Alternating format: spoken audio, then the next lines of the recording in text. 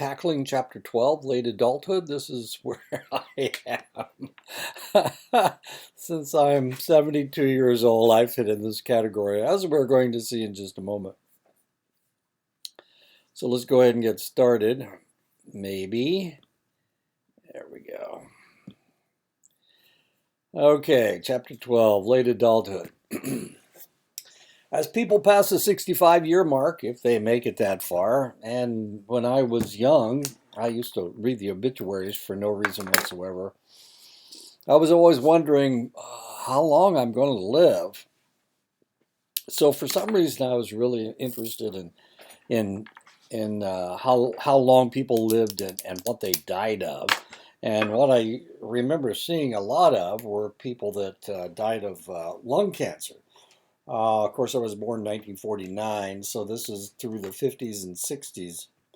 Life expectancy for me at that time was 59 years old. I've talked about this before, and here, if I had lived that long, geez, I would have died. I would have died back in, let's see, that would be 13 years from ago. That would have been 2009, but I'm still here. Anyway. Genetics dictate how much you will wrinkle and how quickly you will look old. Genetics has a lot to do with it. Also, it has to do with lifestyle, whether you're overweight or underweight. There's a lot that goes into what you look like. I look a lot like my dad when he was my age. I have jowls. I'm jowly like my dad was. Depending on the debts that they have created by smoking, drinking, and perhaps taking drugs, not to mention not getting enough sleep, the changes may be severe or minuscule. And this is something you can pretty much take to the bank. The aging process in late adulthood is called senescence. Metabolic inefficiency leads to subtle changes in the body's organ systems. The body will adapt to the decline initially, and the individual will not notice the changes, but eventually the changes will become so extreme that the body can no longer adapt. And of course, it has to do with arthritis, it has to do with joints, and I'm going to probably be talking about my joints in just a second. Collagen is a fibrous protein that is the basic component of the connective tissue throughout the body. As collagen loses its elasticity, wrinkles form and systems weaken. Collagen breakdown is also responsible for lupus erythematosus, scleroderma, and rheumatoid arthritis. All three of these are autoimmune diseases, and all three of these are more prevalent in females than they are in males.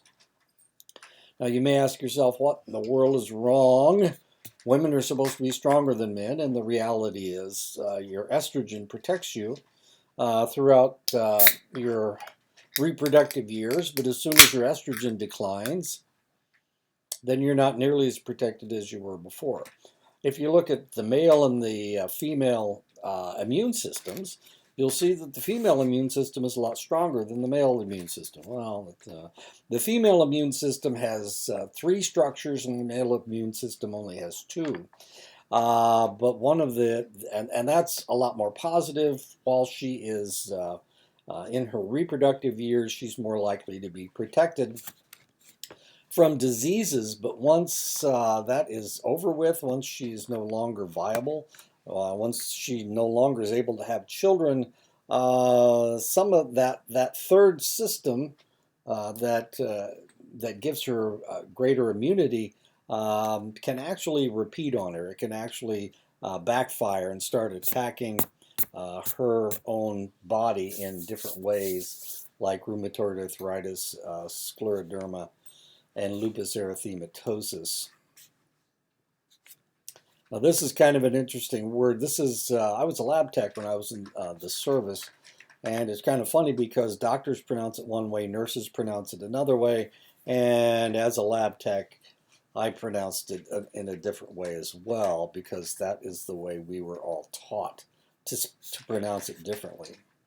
So if somebody corrects you when you say lupus erythematosus, erythematosus, there's a lot of different ways you can say it, then just know that that's probably the way the doctors pronounced it, or the lab techs, or maybe the nurses. Anyway, not important. Asian, African, and Latin cultures have favorable views of elders. Western culture views are becoming more favorable. Western culture is still combating ageism, and that is a serious problem that I am involved in right now. Late adulthood spans 3 substages: young, old, 65 to 74. So I am young, old. Old, 75 to 84. And then people that are over 85, that's the oldest old. So I am approaching old. I will still be young old for about 2 more years, and then I will go into old stage, and then eventually oldest old stage, if I can make it that far.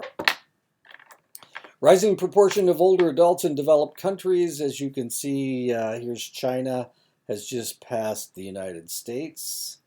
Oh, no, I'm sorry, that's in 2050. So the percentage of the population. And this is, what year is this? 2020, we're right about here. Right about here. So we're right there. We're way ahead of the Chinese. Germany's ahead of us, and Japan is ahead of everybody. They have a larger portion of their population who are old. Physical changes that take place when you get as old as I am. Your hair continues to gray and thin. I didn't realize I had a bald spot on top of my head until my niece took a picture of me at one of my other niece's weddings, and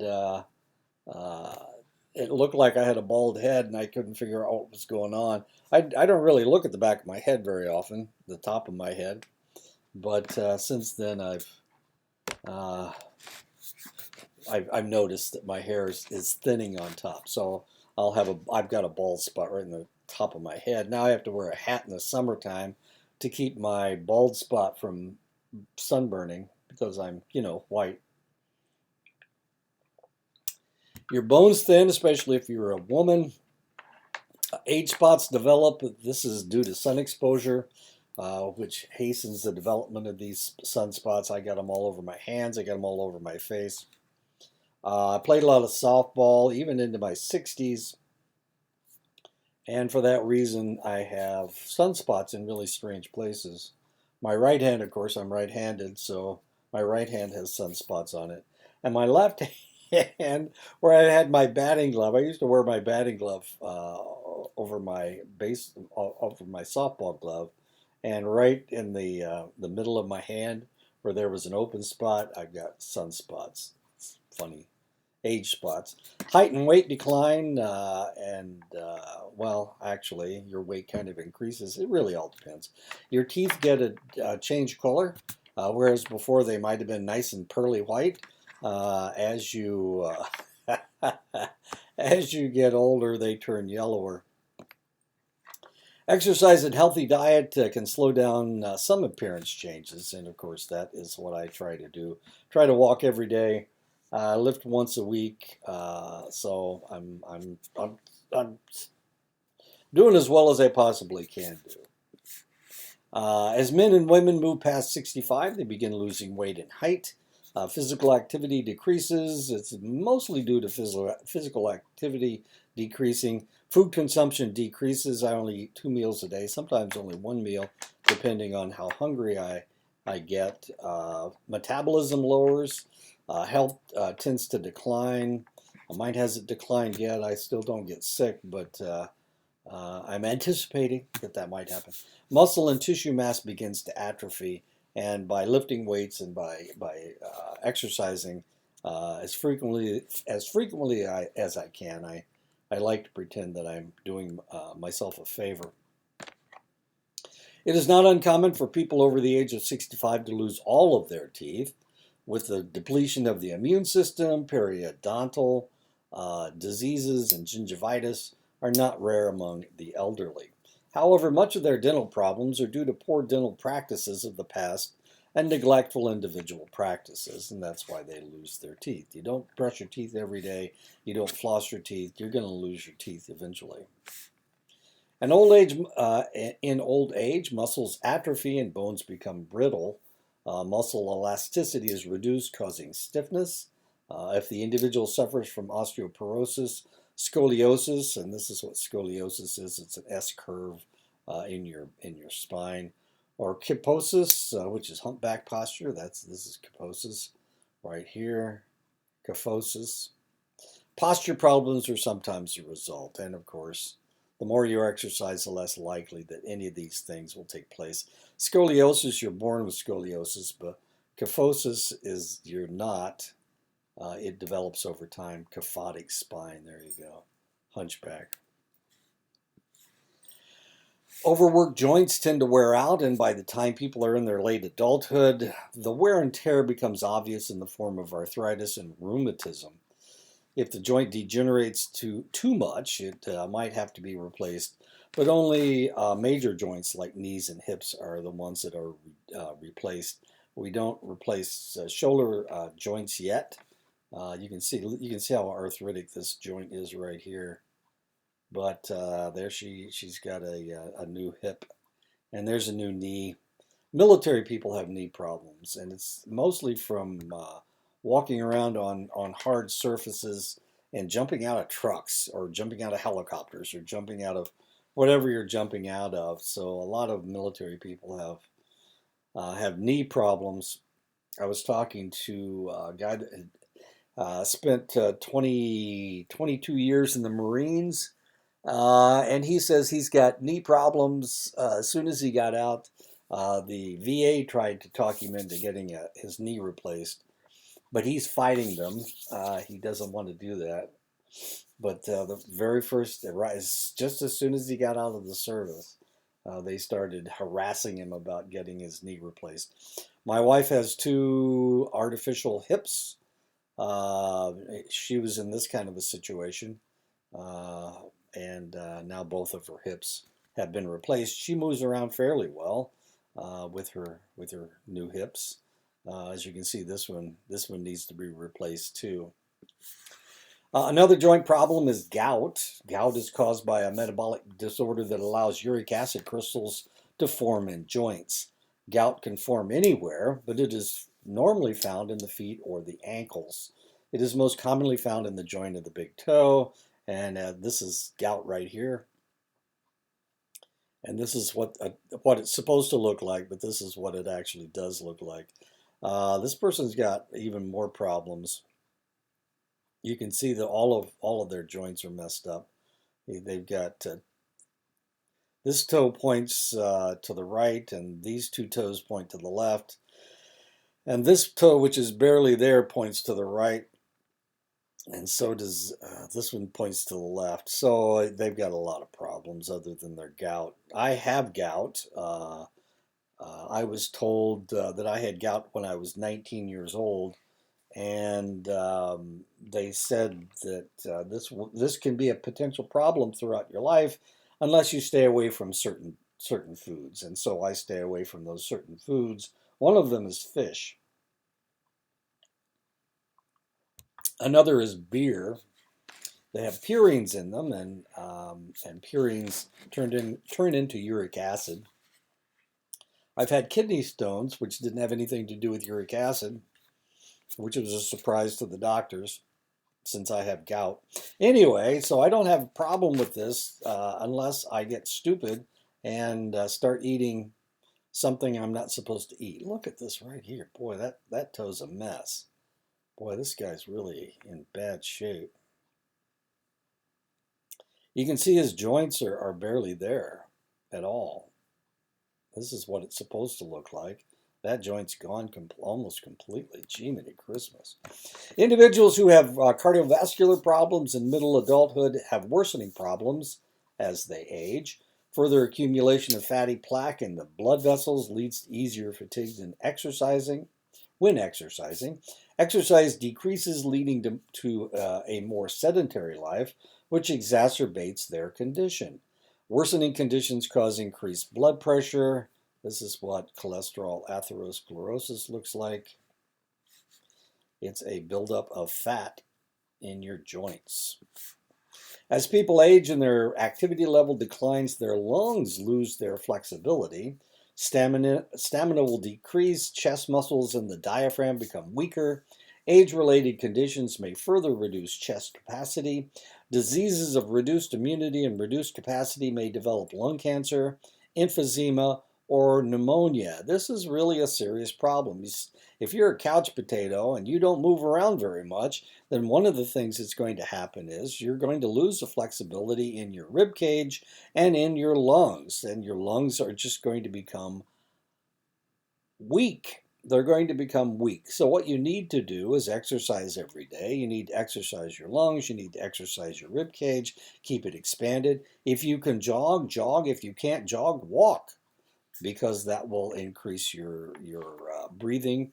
And the more you breathe, the deeper you breathe, the more flexible your rib cage and your lungs will stay.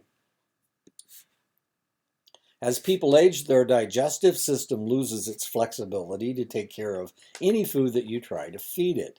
The chemical structure of digestive juices will change. You can't eat spicy foods anymore. Some of the foods that you used to eat, you can't eat anymore, and you've got to just stop. Stop being stupid. So just because you ate it when you were 12 and 25 doesn't mean you can continue eating it into your 80s and 90s. So leave those spices at home. I can't eat garlic anymore.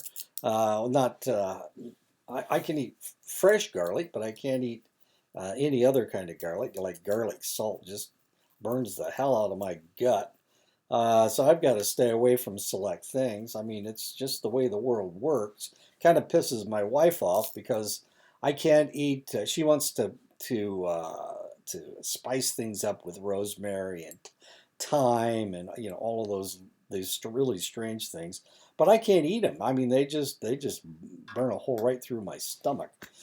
So, this is just the way the world works. As you get older, you can't process food like you used to. So your diet has to become more and more bland, and that's just the way it works. My daughter makes fun of me because when I eat chili, my chili doesn't have very many spices in it. Hers is like fire, and I've never been able to eat her chili.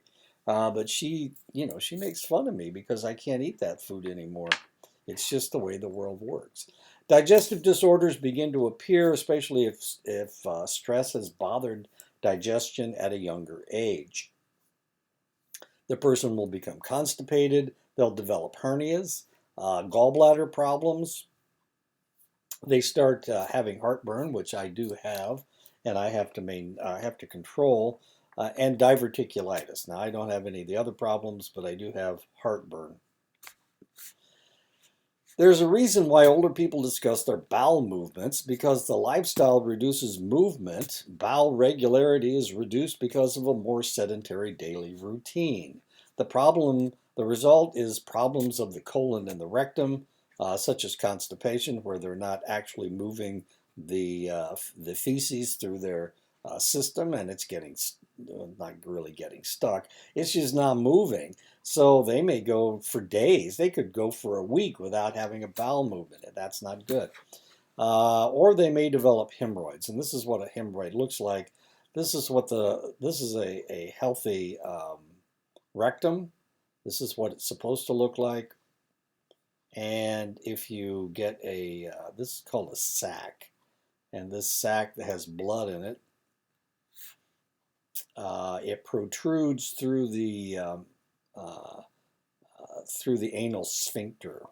This is what it's supposed to look like, and this is what happens. And this green stuff is actually blood, and the muscles become weak, and you develop hemorrhoids. And of course, what do you do for this? Well, the problem is you can't leave this outside the rectum. You have to push it back inside, and that can be a problem, especially if people don't want to mess with their anuses. Yeah, you have to push this back inside. Otherwise, see, this is all mucous membrane, and mucous membrane is constantly wet. And so what will happen is this it will keep leaking, not blood, of course. It's leaking seral fluid, mucoid a mucoid substance. It's like having a runny nose all the time, and that's of course, in the seat of your pants. And people they have to either wear a pad or they have to push this thing back inside, and that's just the way it works. The concept of high and low fiber hasn't been around for very long. For this reason, most of the World War II and baby boom generations didn't understand how to combat the horrors of constipation and hemorrhoids. Now we know that while genes dictate digestive structures, high fiber diets can very often alleviate diverticulitis as well as constipation and hemorrhoids. So the more high fiber foods that you eat, the looser your stool, and the less likely that you'll develop diverticulitis, constipation, and hemorrhoids. So, what are the high fiber foods? Popcorn, fruit, oatmeal, rice, potatoes, pears, I don't know, lentil soup, any grains, fiber one cereal, any cereals actually that don't have too much sugar in them. Anyway, that's really good. They have bars now. I can't remember what they're called. It's called Fiber One bars. Boy, I'll tell you what, those things really move through your system. Anyway, it'll help you get rid of all this stuff. As as people move into old age and slip into a more sedentary lifestyle, and I keep talking about this, get off your butts. That's what we need to say to people. They tend to gain weight, many to the point of obesity. This is not good. As connective tissue weakens, a portion of the stomach may slide up into the esophagus, leading to indigestion, gastritis, chest pain, and difficulty swallowing. This is known as a hiatal hernia. See, there's your diaphragm. This has moved your portion of your stomach has moved up above your diaphragm. So whereas this was pinched off before, everything's fine. This is what is normal. Now that you have a more sedentary lifestyle, you're not keeping those muscles nice and strong. Then you develop this hiatal hernia. And there's a couple things you can do for a hiatal hernia. One of them is surgery. And of course, I don't know how much you want somebody chopping away at your gut, but not the best idea in the world. Not for me, anyway. Another problem that can be attributed to low fiber diets is diverticulitis. Diverticula are the weakening of the colon wall, causing pockets to form. These pockets can become inflamed and cause pain, nausea, constipation, diarrhea, and in the worst case scenario, it might perforate the bowel, in which case bacteria will get out, and that will cause peritonitis. You get peritonitis, and if you don't take care of it right away, then the infection is throughout your abdomen, and you will, of course, die. The gallbladder's function is to hold and concentrate bile for the digestion of fats. With age, the efficiency of the gallbladder is reduced. If the individual continues to maintain a high-fat diet, they may develop gallstones, which can block the bile duct, causing inflammation or gallbladder disease. One of the things about the gallbladder, I was talking to a student a number of years ago, and she told me that she had her gallbladder taken out when she was 17 years old. And the reason she had it taken out was because every day she ate, what was it, Cheetos. She had, so on her way to school, she'd buy a Monster drink, and she ate a bag of not just regular Cheetos, but the ones that are really, really hot. And evidently, there's a lot of fat there. There's a lot of fat there with just the cheesy stuff on the outside. But the spices caused her gallbladder to overreact. And then there was the Monster drink and the whole thing. Anyway, she had to have her gallbladder taken out when she was 17. Now, normally, I worked in medicine for 30 years, and I had never heard of a 17-year-old that had to have their gallbladder taken out. As a matter of fact, I still have my gallbladder. My mother lost her gallbladder at about in her 50s, but that was because she had bacon and eggs for breakfast every morning, so she overstimulated her gallbladder. But in the old days, we used to do I worked in a rural health clinic, and we probably had 2 or 3 people a year that needed their gallbladder taken out. And usually, those people were in their they were drinkers in their 40s or 50. If they weren't drinkers, maybe in their 50s and 60s. It really all depended. But I never saw anybody that had to have their gallbladder taken out at age 17. That was a shock to me. As people age, most of their bodily functions suffer because blood flow decreases and their organs become less efficient. Sometimes the individual may lose their bladder control and suffer from involuntary leakage, a condition known as incontinence. The most common genitourinary problem for men is an enlarged prostate from sexual abstinence or contracting sexually transmitted infections. As the prostate encircles, the urethra enlargement leads to a blockage of urine flow. Urine flow problems can lead to increased bladder infections. And of course, that's because you're not emptying your bladder completely every time you're urinating. Despite the troublesome prostate gland, women tend to have far more urinary problems than men. Part of the problem has to do with the shorter urethra and proximity of the vagina. Bladder infections may lead to inflammation of the bladder, a condition known as cystitis. Other genitourinary problems that women may have include infections in the vaginal area, prolapsed uterus, cancer of the vulva or the cervix. As the individual ages, there are significant changes in the central nervous system. The speed of the nerve cell transmission slows. Brain and nerve cells diminish in number. More sedentary lifestyle leads to a decrease in oxygen transport to the brain. Reaction time decreases. Because of the decreased reaction time, perception, memory, and some reflexes are affected. This is especially true when driving. The decrease of oxygen to the brain can also lead to sleep disturbances, memory problems, general irritability, and insomnia. Now you know why I'm so grouchy. Vision tends to decline as people reach late adulthood. A greater threshold of light is required to stimulate the retinal cells. Acuity decreases due to changes in the lens, pupil size, and the ability to focus. Decrease in the ability to adapt to light and dark, and these are all reasons for your vision changing. Mine certainly has changed, but I still don't wear glasses. I only wear glasses to read. But I don't have to wear glasses to drive or to walk around. I can see pretty well. Eye disorders that affect late adulthood, floaters in the visual field. What's a floater? This is what a oh, wait a minute. I think I can show you this. Nope, I guess I can't. Wait a minute. Let me go back. I guess I can't show you what a floater looks like. These are floaters. Cataracts, glaucoma, drooping eyelids, macular degeneration. This is what a cataract looks like. This is macular degeneration. These are floaters.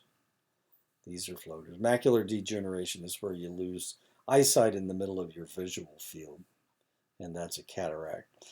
Macular degeneration is caused by a decreased blood supply to the retina, causing poor vision when looking directly at something, though peripheral vision is still sharp.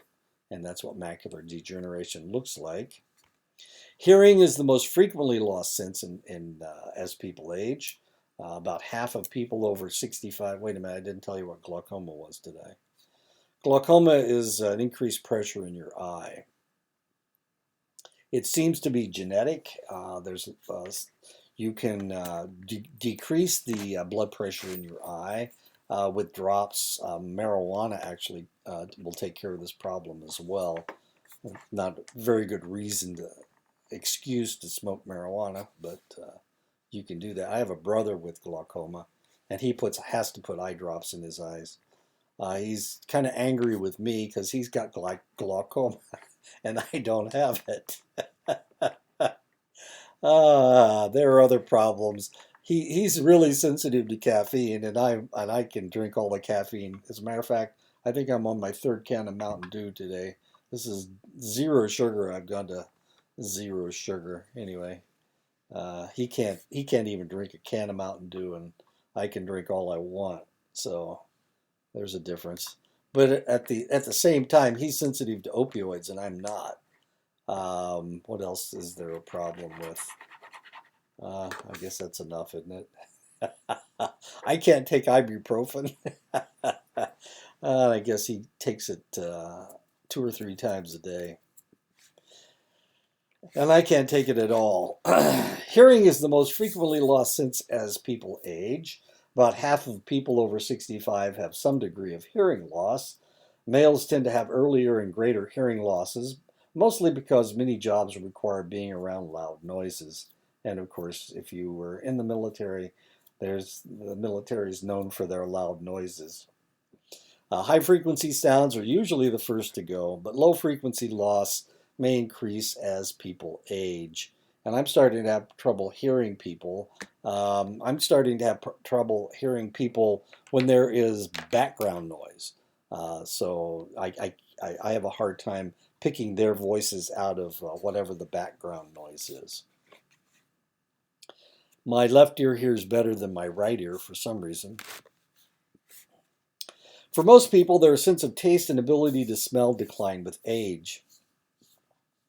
Taste declines because of the loss of taste buds, which forces the individual to overseason their food in order to improve the taste.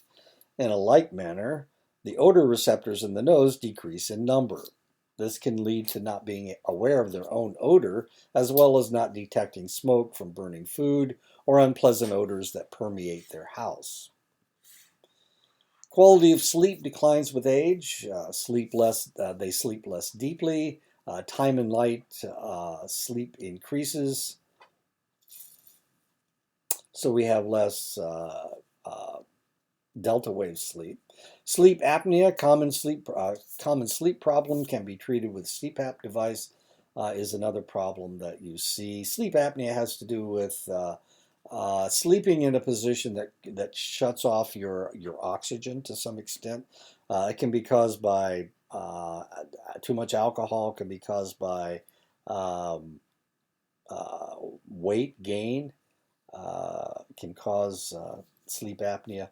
You can fix it with a CPAP device. And some people just genetically have a smaller esophagus or something. Anyway, they develop sleep apnea. Psychological issues can also impair sleep, depression, anxiety, and medical conditions, and worrying about what medical conditions you have. I tend to not worry at all. Though most older individuals have one or more chronic conditions, they are in relatively good health. The most common complaints include cardiovascular disease, hypertension, arthritis, hearing impairment, cataracts, glaucoma, and lower back pain. Older adults are less likely to get acute illnesses, but when they do, they tend to be more severe and last longer than with younger individuals. And this is one of the reasons why COVID-19 killed so many people that were relatively old. It's something that they had never seen before.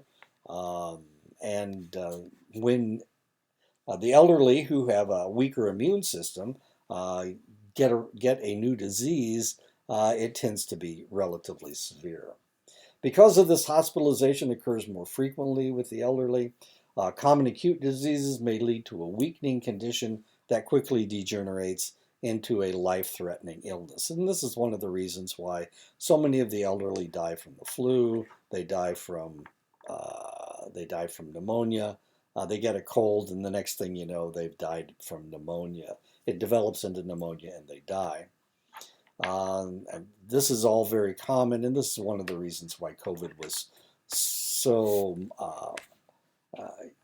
treated the elderly so mortally. It's because it became a fatal disease for them Once they were down, they were out for the count, down for the count.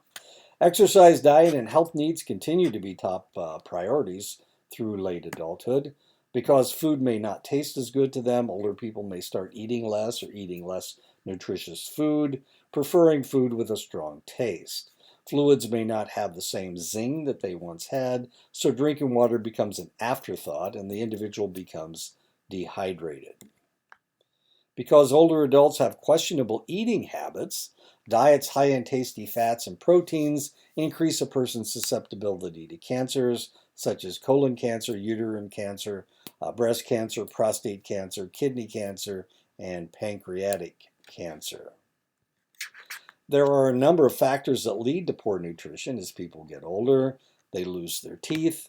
The enjoyment of food declines because of the loss of taste and smell. Fixed incomes that limit the purchase of good food. Physical problems that limit shopping. Forgetting to eat. Loss of appetite. Because they are losing weight, older people assume they are eating a balanced diet. Strokes, referred to in medicine as cerebrovascular accidents, begin to happen with greater frequency as people get older or snort cocaine. And the reason I put snort cocaine in here is because it stresses, it gives you high blood pressure, and it can cause a stroke. It's not that uncommon for people who snort cocaine to have strokes. A stroke is when a portion of the brain dies because oxygenated blood is unable to get to the area due to a blood clot or hemorrhage. I went to high school with a young man. He was actually a year behind me. I graduated in 1967. He graduated in 1968. He became went into the factory right away, made lots of money, became a supervisor. And when he became a supervisor, he started hanging with the supervising group, with the administration. And this was in the 1980s. At that time, in the 1980s, there were all the cool people were snorting cocaine. So he snorted cocaine, and being one of the coolest people, he snorted a lot of cocaine. And when he was 38 years old, he was on a binge and snorted cocaine, and he had a stroke. And so he's suffered from that problem since he was 38 years old. Half of his face is paralyzed. He walks with a pronounced limp, and he has this. He's now, I'm 72, so he's 71. That was almost 32 or 33 years ago.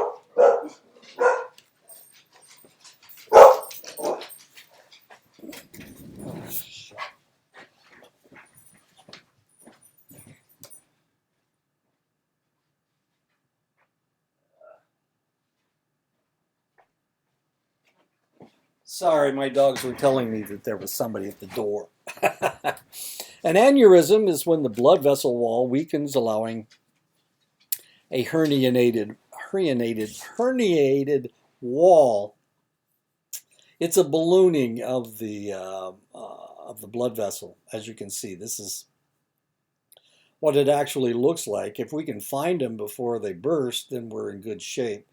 What tends to happen, though, however, is that if you have an aneurysm and we don't find it, then the wall gets weaker and weaker and weaker. It balloons more and more and more. Can cause lots of interesting problems, and then it bursts and you bleed out and die. That's kind of what happens with an aneurysm. Why do aneurysms occur? It's mostly has to do with genetics and the strength of the walls of your blood vessel.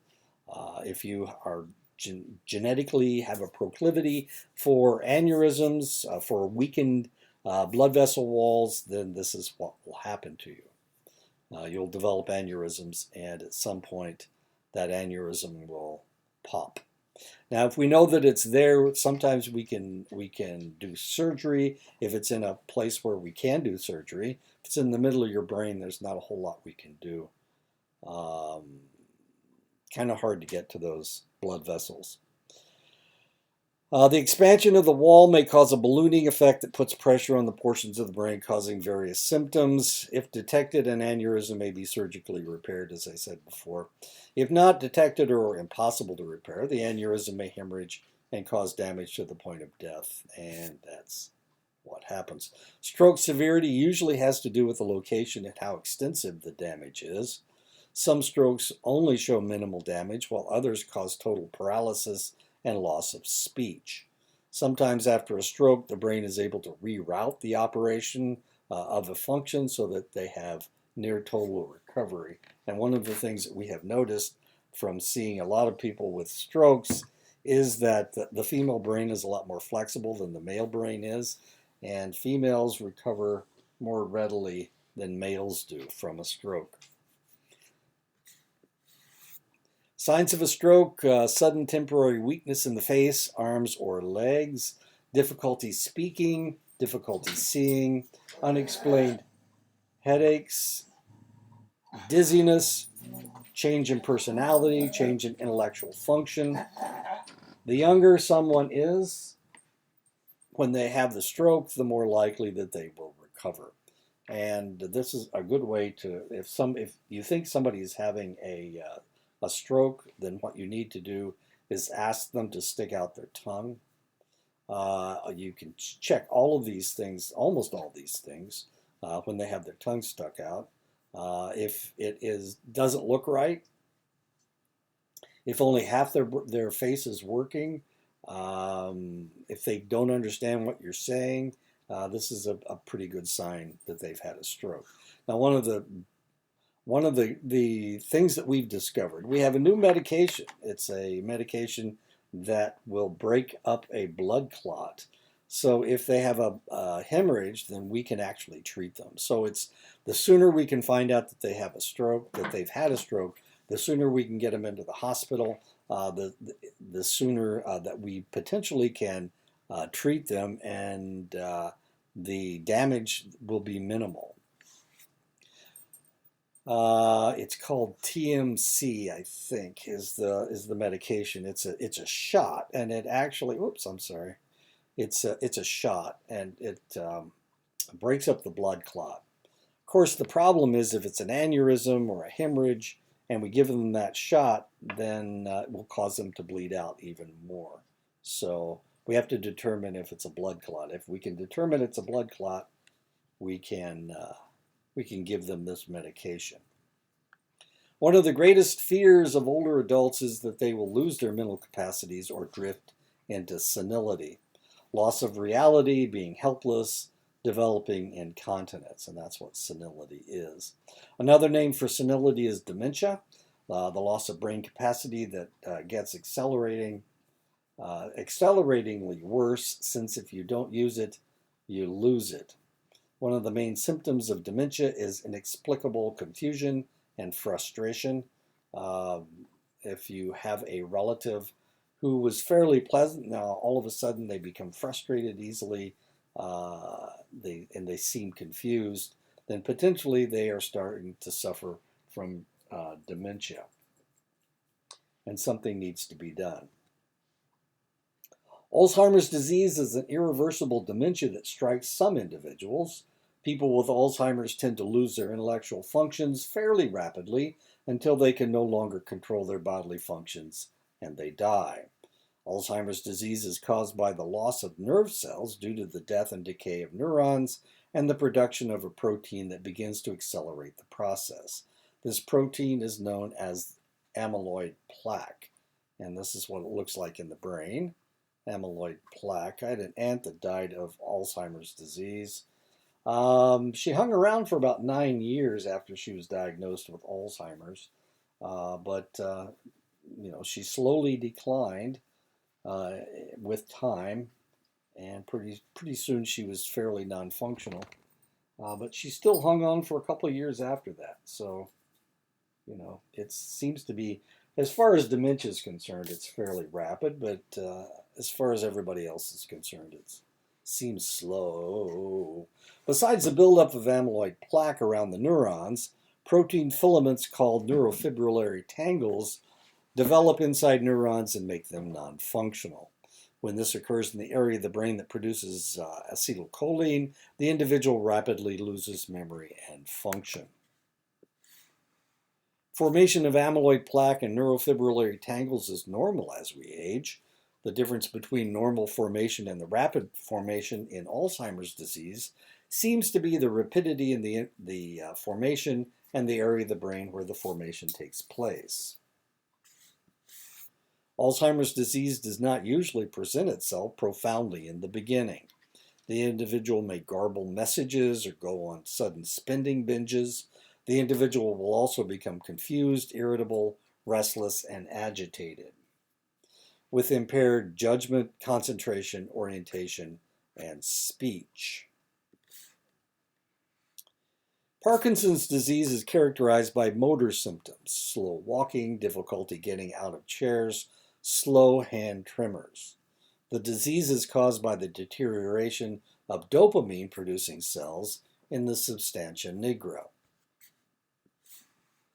Since Parkinson's disease is caused by the degeneration of brain cells, one area of research that seems as if it might have rich potential to alleviate the symptoms is stem cell research. Unfortunately, people with little understanding of the source of stem cells have blocked stem cell research in the United States because of the abundance of stem cells in fetal tissues, embryonic stem cells, and umbilical cord stem cells. There are also adult stem cells. Most stem cells have the capability of forming similar cells to the cells in their proximity, and this is known as equipotentiality. I can remember when they were debating this in Congress. It was during the George W. Bush administration. He was president from 2000 until 2008. So it was in that time frame that stem cell research was banned in the United States. Cancer is the second leading cause of death in older adults after cardiovascular disease. Half of all diagnosed cancers and more than 60% of all deaths due to cancer are in people over the age of 65. Well, let me talk about Alzheimer's just for a second. I was going to talk about this, and then the dog started barking, so I'm sorry about that. But one of the things about Alzheimer's disease, when I was young, and life expectancy was only 59, and then it got into the low 60s, and then eventually it wandered its way up. Right now, our life expectancy is 76.6. In 2019, sadly, in 2019 it was 78.9. So you may ask yourself, well, that's 2.3 years. How did we lose 2.3 years in just 2 years? And the answer is, of course, the coronavirus has killed almost 1 million people at this point. The thing I was going to talk about as far as Alzheimer's disease is concerned is the fact that we didn't see Alzheimer's disease. As a matter of fact, we thought Alzheimer's disease was extremely rare. We knew that people died from or had dementia, and they would they would be demented or drift into senility in their later years. But we never really diagnosed Alzheimer's disease. If you look in a developmental psych text from 20 years ago, it will say that Alzheimer's disease is relatively rare. And now we think that just about everybody suffering from dementia suffers from Alzheimer's disease. And the reason we think, or the reason that it has changed, is because people are living longer, and we're seeing a lot more people with Alzheimer's disease who are developing Alzheimer's disease. So this is one of the things that we have discovered over the past couple of years or the past decade or so, is the fact that as we live longer, now we're seeing a lot more of some of these degenerative diseases. Half of all diagnosed cancers and more than 60% of all deaths due to cancer are in people over the age of 65. While some cancers are easier to treat, Lung cancer deaths have risen 104% in men and a whopping 452% in women since 1960. So what in the world's going on? Well, the answer is people are living longer, and so they're developing diseases that before they were dying of other things, now they're dying of lung cancer and whatnot. But as far as women are concerned, now women are smoking a lot more than they did back in the 1960s. Some cancers do seem to be genetic in nature, but others are caused by overstimulation and abuse. The U.S. culture focuses on and promotes youthfulness. Even commercials aimed at older people have actors who are just barely old enough to represent their age group. How old would you say that this lady is? She may be in her late 40s, early 50s. How old is he? He's probably somewhere in his 60s. Yeah, probably. This is known as ageism, prejudice against old people, and generatophobia. Generontophobia, fear of old people. Generatophobia, how about that? As people age, they tend to have less energy and must use their expertise to compete with those with more drive. They must maximize their gains and minimize their losses whenever possible. They must be selective about which tasks they attempt. They must optimize the energy that they put into tasks. They must compensate for losses by refocusing energy where it can do the most good. SOC theory, selection, optimization, and compensation. And that is a theory that older people use. They are very selective of what they do. They optimize by practicing whatever it is that they're doing, and they compensate wherever necessary. And we can see this in older ball players, older basketball players, older football players, older baseball players.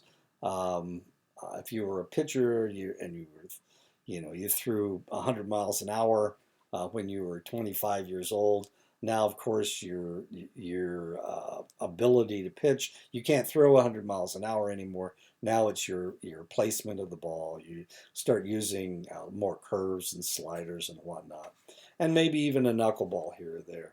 Anyway, that's selection, optimization, and compensation. Wisdom, like intelligence and creativity, is almost impossible to define. Wisdom seems to be a deep understanding of knowledge and one's limitations, an understanding of what is automatic and why, an understanding of what is known and what it means. The most frequent problem that you hear when you talk to people over 65 is that they don't remember things like they used to. Memory searches tend to take longer. The degree of slowdown tends to depend on the level of mental activity. The more cognitively active you are, the less rapid the decline. Episodic memory declines with age. Working memory, memory involved with handling simultaneous thoughts, that will decline. Source memory, the ability to remember where you heard, learned, or saw something, will decline. Explicit memory, information you purposefully recall, that will decline. Semantic memory or general knowledge remains intact despite an individual's advanced years. Procedural knowledge, such as driving a car or riding a bike, remain unchanged into geriatrics. Implicit memory, unconscious memory that guides our behavior and feelings, does not change with age. Primary short-term memory that allows us to consciously maintain information in our short-term memory does not decline with age. IQ scores of people in the late adulthood show a steady decline. Problem-solving declines, speed of performance declines. Verbal skills tend to show no decline. Further research seems to show that difficulty solving problems may have more to do with new and unfamiliar information, such as how in the world do you set up your DVD player and smartphones? My goodness, there's so many buttons. How do you get to this or that or the other? While speaking is rarely a problem unless there are organic problems such as dementia or stroke, reading is quite an involved process. Now, one of the things we need to talk about as far as language is concerned is they've just diagnosed or they have just admitted that they have diagnosed Bruce Willis with aphasia. Aphasia is where you have difficulty understanding words, and you have a difficulty reading, and you have a difficulty saying words. He was panned for a movie he made last year, and then it turned out that they admitted that he has aphasia, so that this is one of the reasons why he had so much trouble in the movie, forgetting lines, not delivering them very distinctly. And of course, that's now we probably won't. He has retired. We won't see Bruce Willis in any more movies. Working memory, processing speed, and inhibition are areas that decline with age, and all of these contribute to the reading process. Other reading processes include vision, comprehending the words, syntax, semantics, integration of the words into a whole, context, and pragmatics. This is really kind of interesting because my sister, I have a sister that's about 18 months older than I am, and she gave up reading about a decade ago. She doesn't read anymore. And I made the mistake of sending her a book. And she said, I don't read anymore. I just watch television. So her memory problems, her language problems, her aging problems are a lot more severe than mine certainly are. While older adults and younger adults process language in a very similar manner, research shows that younger adults tend to pause longer at the end of sentences. Younger readers spend much more time on their vocabulary and concepts. Older readers infer more from context and spend their time connecting new information with old information. I read about a book a week. I'm a little behind this week because I have all of your papers to read. But I read about a book a week. And this is really depressing to me because I get so much pleasure out of reading.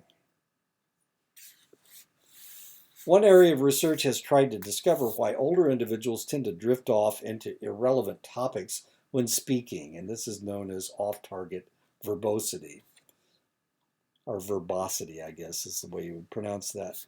Research has speculated that this trend may be caused by various circumstances: lower frontal lobe functioning in the brain, psychosocial stress, extroverted personality, smaller social networks, and lower social support. People tend to speak to older adults in a similar manner to the way that they speak to infants and small children. Some of this is because hearing loss is common among older adults. Some has to do with the proclivity for dementia, but some of it may be tied to negative stereotypes. Eggy, waggy, drinky, winky, and nighty, nighty. That's elder speak. While there isn't a switch that flips to old when you reach 65, to pretend that there isn't a continual decline into old age would be illogical. While most of the decline is physical, there are social and family changes that occur as well. The individual will probably stop working at some point. Creativity and discovery lose their allure, and the new focus is on maintenance and quality of life. Quality of lifestyle, focuses on what is happening to the individual rather than what is happening to others. Older people report having fewer intense negative emotions than when they were younger. Some studies show lower intensity to positive emotions as well. Positive emotion, though less intense, increase in frequency into very late adulthood. Emotional control is equated with healthy coping, especially in late adulthood. Robert Peck has speculated that older adults go through 3 personality adjustments. The first is ego differentiation versus work role preoccupation. This refers to the adjustment that must be made from an individual's work role to that of retirement. With retirement, the individual can't refer to themselves as what they do and now must adjust to identifying themselves in other terms. So whereas before I can always say I'm a college professor, as soon as I retire, I can't say I'm a college professor anymore. Now I have to re-identify myself.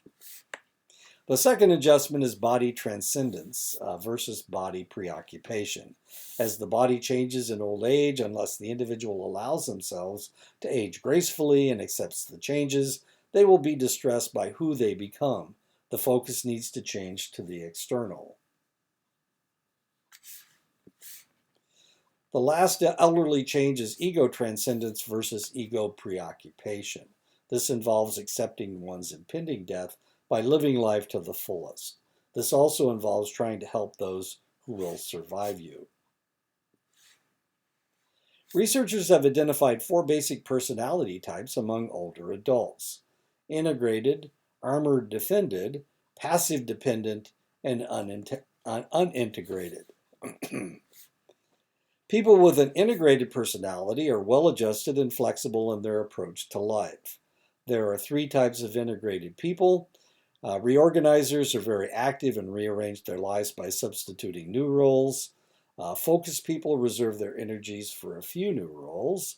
Disengaged have low levels of energy but are satisfied with their lives. So being integrated is the most positive personality type you can have.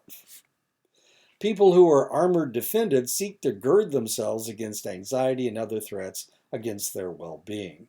They come in 2 types: those who cling to their middle-aged activities, including employment, past when others have retired, and those who withdraw from activities as a defense against old age. Now, this is what I really look like, except for the Popeye face, and this is what I think I look like. I lift weights every Friday, so this is probably what I actually look like, and that's what I think I look like. As funny as that is. Okay. So maybe this is me. Maybe I'm armored defended, since I'm 72 years old and I should have retired when I was 65. Maybe, who knows? Passive dependent people have a difficult time with others. Some establish a strong dependency for someone. Some are totally apathetic toward others and their surroundings. Passive dependent. People who display an unintegrated personality are described as people suffering from dementia. They have poor emotional control, disorganized thought processes. Once upon a time, I was working in a rural health clinic, and one of the things that we had to do was we had to work with a nursing home. And I was sent over to draw this young lady's blood. I call her young lady. She was probably in her 80s. She was suffering from Alzheimer's disease. And one of the things that happened, I walked into her room and she started screaming at me, "Bobby, what are you doing in here?" Of course, my name's not Bobby. She had misidentified me because she was suffering from Alzheimer's disease. And she got really angry with me, and she started screaming at me to leave her room. And she had this huge television set, and she grabbed a hold of it and she threw it. Now, this thing must have weighed 100 pounds, but for some reason she gained this super strength, and she actually was able to throw the thing against the wall, and it burst. And I was standing right there. She didn't hit me with it, but it was right beside me, and it burst. And of course, the nurses came in and they quieted her down, and they said, "What was going on? What was going on?" And I said, "Well, she called me Bobby and started talking about how I had left her when she was, young." And they said, "Oh, she's been doing that to all the males that come into the room. We should have thought about that before we let you go and draw blood from her." Retirees obviously have more time for leisure activities than they did when they were working. I was not called Bobby when I was at a younger age, and I didn't impregnate and then leave somebody when in my 20s or whatever. So that wasn't me, I promise, I swear. This was in Oklahoma, and I'm from Indiana anyway. Okay, retirees obviously have more time for leisure activities than they did when they were working. Leisure activities for older adults tend to be less physical than activities of a younger age. Religiosity is incorporating a spirituality with a social aspect of life, living your spirituality in a group context. As people move into late adulthood, their religiosity tends to increase. Women have higher religiosity than men. African American and Latinos have higher religiosity than European Americans.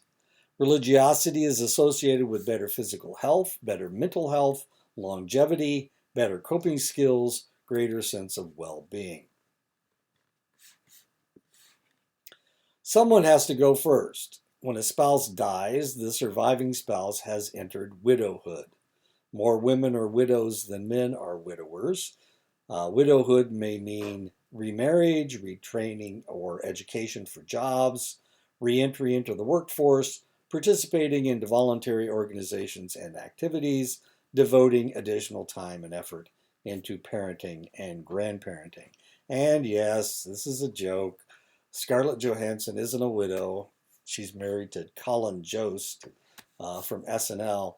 But she is the Black Widow, I think, if I'm not mistaken. I don't really pay any attention to the Marvels and DC comic stuff, but I do know that when I typed in widow, this is what I got. I got a picture of Scarlett Johansson as the Black Widow.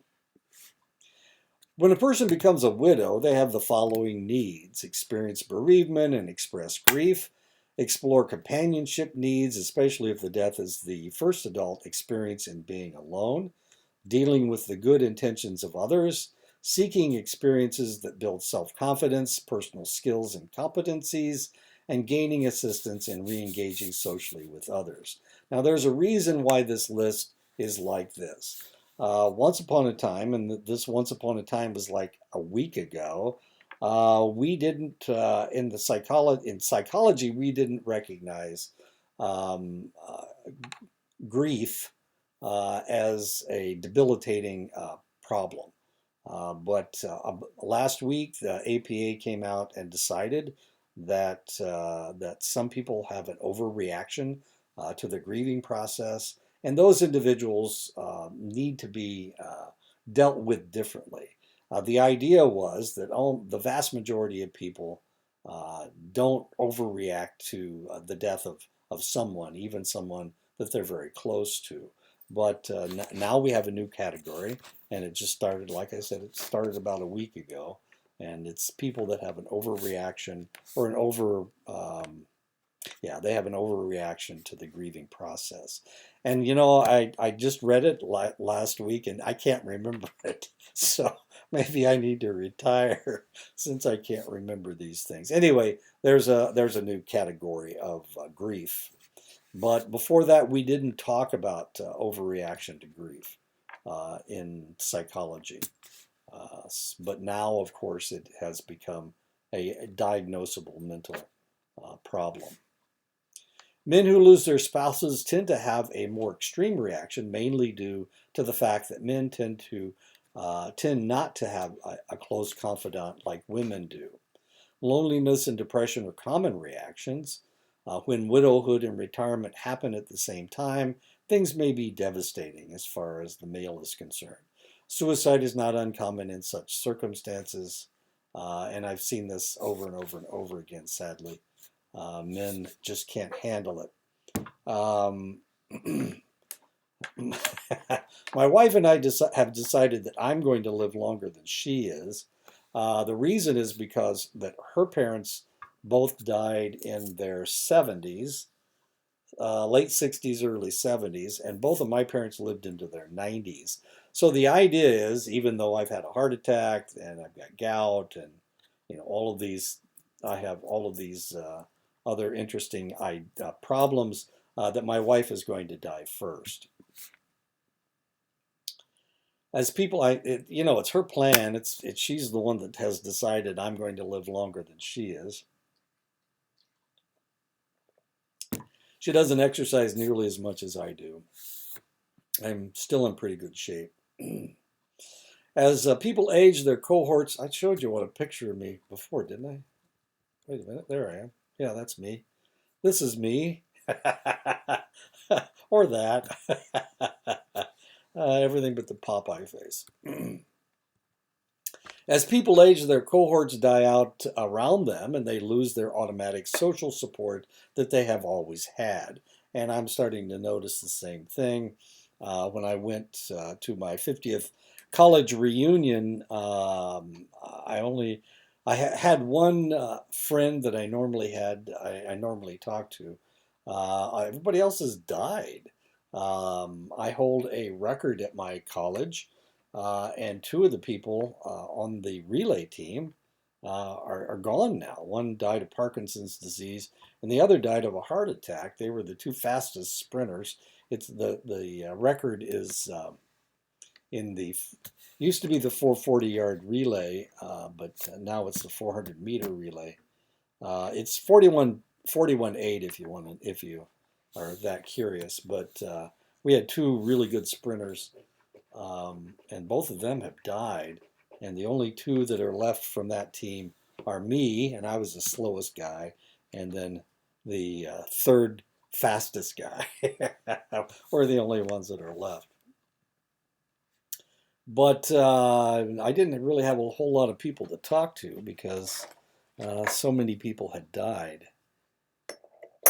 My roommate, the guy that lived right next door to me, there were two guys that lived right next door to me. One of them's still alive, but he didn't come to the reunion, even though he had signed up for it. He still didn't come. Anyway, we'll see. We'll see what's going on. I'm still teaching, and he just retired. Friendship provides psychological intimacy and camaraderie. People in late adulthood tend to optimize their social networks by ending peripheral and negative relationships and focusing on happy, fulfilling relationships. The average person spends 10 to 15 years in retirement. Older adults fit one of five style patterns. They continue to work full-time. They continue to work part-time. They retire and become active in volunteer work. They retire and become active in recreational leisure activities. They retire and later return to work full-time. And of course, people were really surprised. In my 50th reunion, most of them are retired, but I'm still working. And if you can call it work, this is hard. This is fun for me. So we'll see what happens. There are many factors in play determining when an individual will retire. Age, when they can receive Social Security. If you retire at 62, then you get 75% of what you would have gotten. If you retire at 65, 3 years later, then you get 100%. I haven't retired yet. I'm still working, but I started getting Social Security at age 70, and I get 132%. So Social Security pays me like $24,000 a year, which is kind of nice. Social or economic reasons force early retirement or older work needs. Inability to do work-related activities forces the individual to retire. And of course, this job is so easy. All I need is the knowledge. If I start forgetting things, and you have noticed I have forgotten a couple of things, then I'll probably retire. But right now I'm having too much fun. People who are forced to retire due to health or occupational health limits are not as happy as people who retire of their own free will. People who are flexible and develop hobbies, interests, and friendships that are not work-related adjust better to retirement.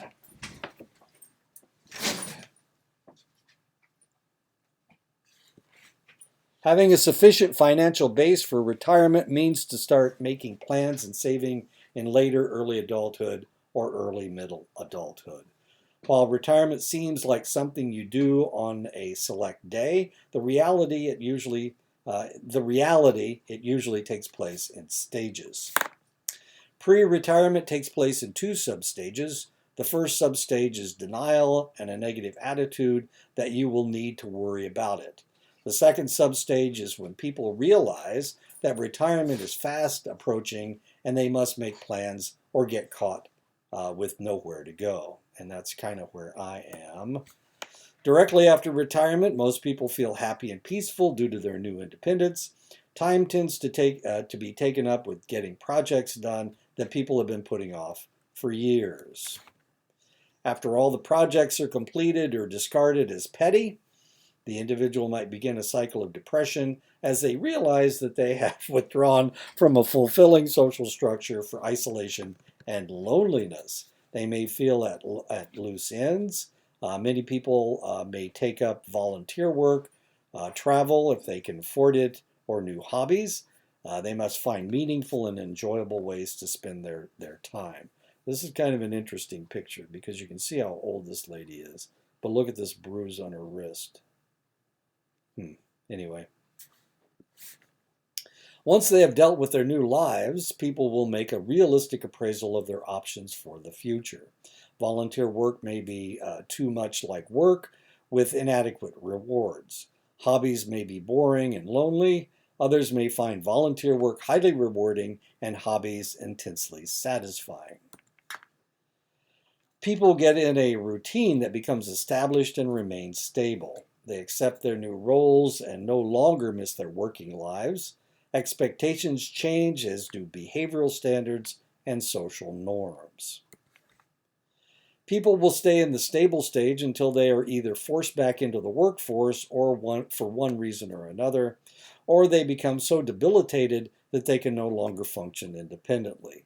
About 1/3 of retirees return to work for financial reasons because they didn't collect enough or their retirement wasn't enough. The last stage of Erikson's psychosocial theory is a sense of integrity versus a sense of despair. This crisis normally takes place as we are in our last years of life. An individual will look back and either see that their life has been full and rich, or they will look back and wishing that they could make amends for some of the things that they have done. And that is the end. We have one more chapter to go. We're going to talk about death and dying, and that will be it. So I'll talk to you next week.